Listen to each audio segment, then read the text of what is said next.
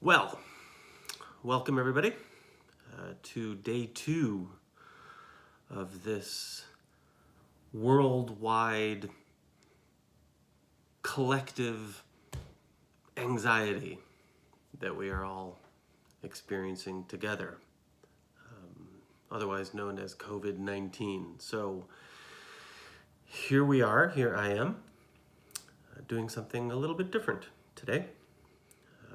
I think down the road we'll probably do more live feeds, and I have a YouTube channel that's going to be coming up. But for now, I just wanted to test this out as a standalone video, and also as a message to all of my creative friends, my writers and my artists and musicians out there, that in this time of not being able to get in front of live audiences, which are our collective bread and butter, that perhaps it's time for us to try some different things.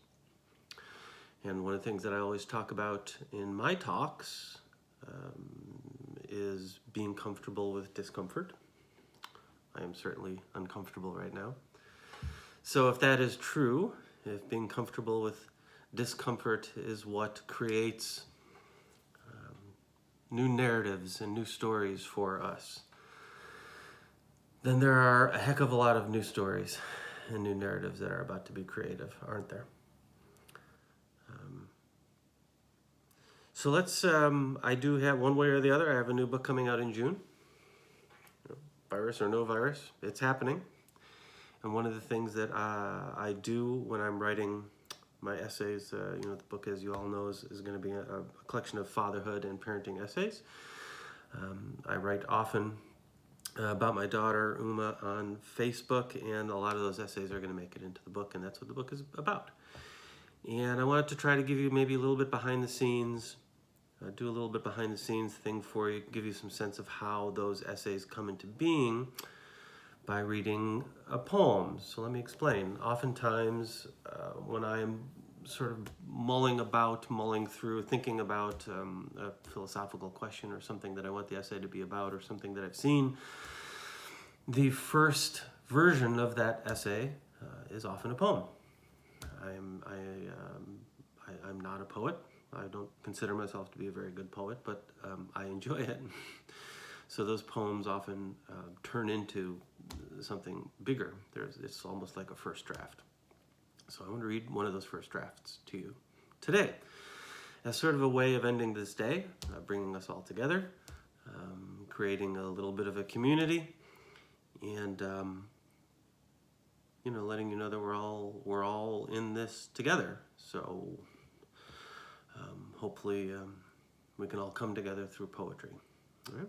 And down the road, you tell me what you'd like me to read, or and hopefully, it looks like we're going to be doing this for a few weeks, so we'll be able to have some time to actually chat. We'll do this live. We'll do maybe a Facebook Live or a YouTube Live, something like that. So for now, though, let's actually just begin. Let's just do this poem, because I don't want to keep you all night long. And you can tell me what you think at the end, all right? Excuse me. It's never too early or too late for coffee. So, this poem is called Things I Like About You.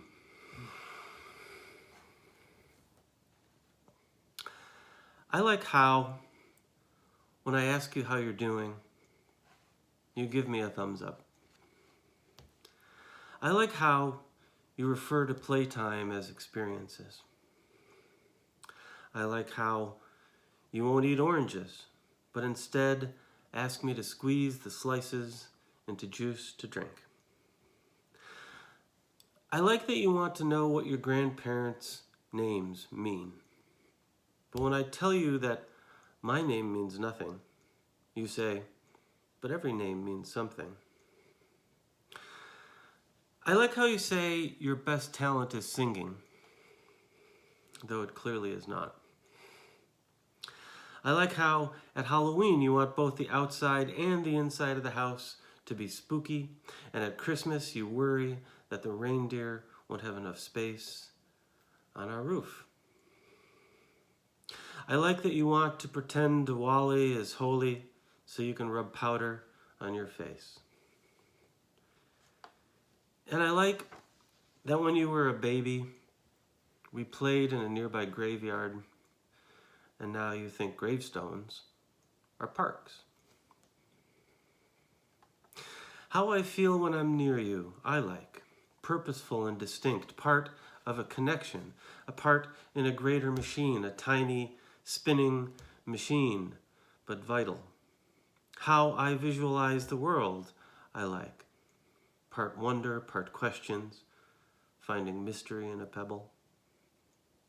How my skin feels when I think there's something wrong, grated and raw and anxious. The pain I don't like, but the raw vulnerability makes me feel plugged into the world and pleasant and present.